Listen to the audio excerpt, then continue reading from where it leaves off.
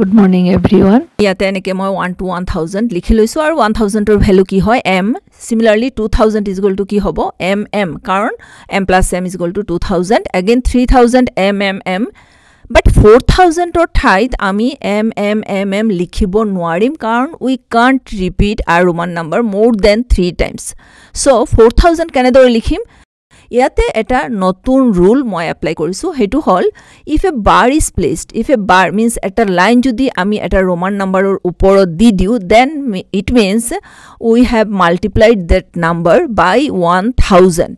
Yes, এতিয়া 4 or ওপৰত মই এটা bar বা এটা line দি দিছো, that means 4 into 1000 লিখা হৈ গৈছে. Similarly v means 5, v ওপৰত যদি bar দিছো, that means 5 into 1000.